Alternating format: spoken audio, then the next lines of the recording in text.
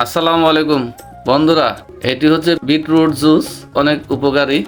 বর্তমানে বিটরুটের দাম খুব কম আছে।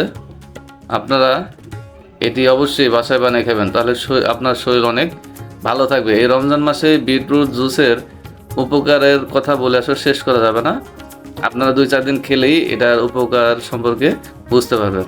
বন্ধুরা, এটি খেতে কেমন স্বাদ আপনাদেরকে খেয়ে জানাচ্ছি।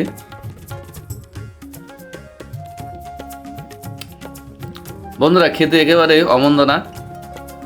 আপনারা অবশ্যই এটি বাসায় বানিয়ে খাবেন।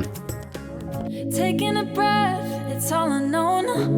No hesitation when I let go. I'm free falling, look out below. Oh, don't need a destination.